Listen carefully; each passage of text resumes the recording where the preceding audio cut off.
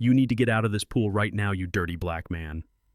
That's how it started. Not in a courtroom, not on a street corner, but in my own backyard, next to the pool my mother and I spent 6 years saving for, on land I own, with permits I pulled and taxes I pay. Yeah, that happened. Every week for the last month, Brenda Larrabee and her friends had been treating my place like it was their country club. They'd waltz in with coolers full of wine, sunblock, and Bluetooth speakers blaring bad country music. And every time, I told myself, maybe next time I'd say something. Maybe next time I'd be ready. Turns out, today was that day. It was a Tuesday, hot as hell in Prospect Creek, South Carolina. I had just wrapped a brutal coding sprint and was planning to unwind. Cold beer, quiet swim, maybe even talk to my mom like I always did. Just in my head, you know. She passed 6 months ago, but this house, this pool, it's the last piece of her I've got left. So imagine walking around the corner and seeing 4 white women laid out on my deck chairs, sipping mimosas, tossing their sandals wherever, like I was the help who hadn't shown up yet. Brenda didn't even flinch when I approached. Late 40s, always dressed like she was headed to a yacht club mixer, even if she was just harassing someone about mailbox regulations. She didn't look up, didn't say hi, just kept scrolling on her phone like I was interrupting her piece. "Excuse me, ladies," I said, real calm, real polite, like my mama raised me. "But this is private property. I'm gonna need y'all to gather your things and head out." That's when she looked up, real slow, and hit me with this smirk. "Oh, sweetheart, this is the community pool, HOA property. You can check the regulations if you'd like." And her friends? They laughed, like it was the punchline to a joke they'd already told 100 times. I felt it then, that pressure in your chest when you know a moment's about to go bad but you're still hoping you're wrong. I pulled out my phone, showed her the deed, the property map, the permit, the full 9 yards. Brenda didn't even glance, just waved it off like I was offering her a flyer at the mall.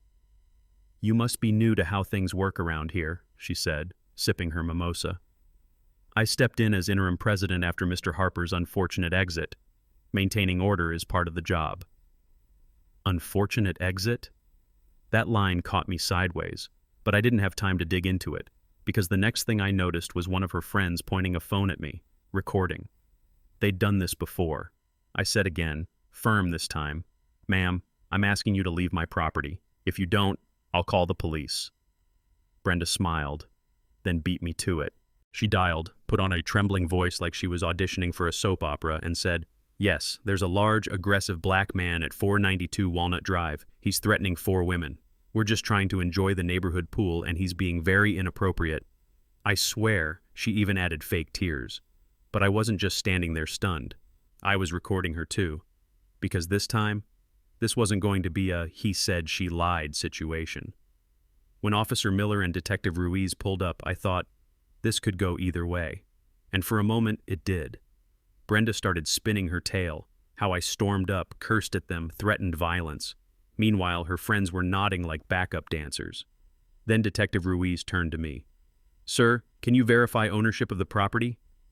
You bet I could. I showed everything. Deed, video, the recording of Brenda's little "you people" speech. You should have seen Ruiz's face when he heard that line.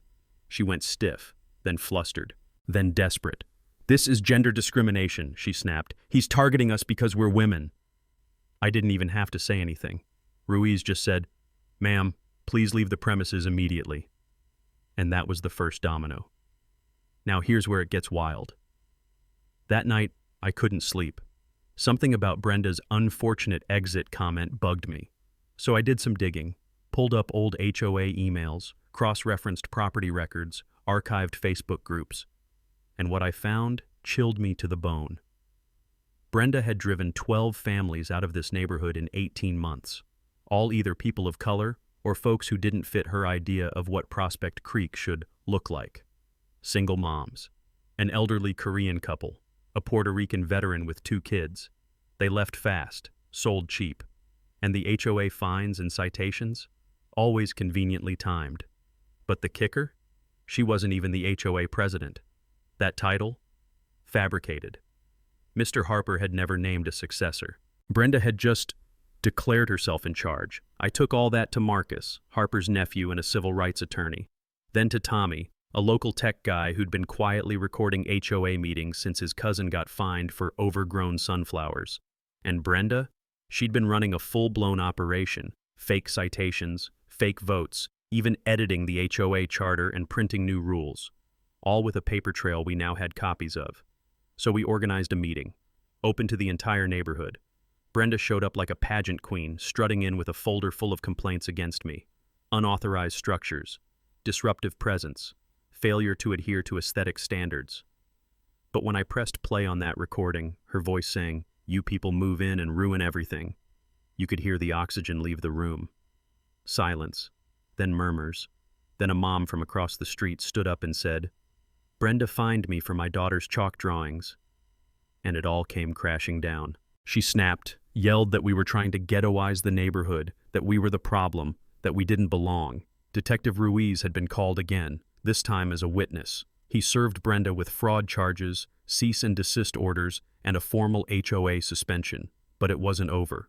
3 nights later, 3:17 a.m., motion sensors lit up my phone. Security footage showed Brenda dumping bleach into the pool and smashing the deck lights with a shovel. By the time the cops showed up, she was screaming about how she lost everything because of that man. And then she said it. "You want the truth? That baby I lost, we were going to name him Marcus. But Daniel blamed me, said my stress was killing everything. I wasn't trying to control people, I was trying to stop everything from changing." She collapsed, shaking, crying, screaming about how you people destroyed this place. I didn't say a word. 3 months later, I sat in the back row of a courthouse as Judge Tanya Reeves read her sentence. 12 months in jail, 3 years probation, 200 hours of community service, and mandatory therapy. 8 of the 12 families came back. The HOA was restructured. Marcus as president, me as VP. We implemented policies to protect diversity, equity, and property rights. But more than that, there was healing. Last week, as I skimmed the pool with a net, a little girl from next door peeked through the gate. "Mr. Nate?" she said. "Are you a superhero?" I laughed, said, "Only if superheroes wear flip-flops and clean pools at 78 degrees. She giggled and ran off. And for the first time in a long time, this place felt like home again. But let's be honest, racism doesn't always wear a hood or carry a sign. Sometimes it sips wine in a lawn chair and quotes community bylaws.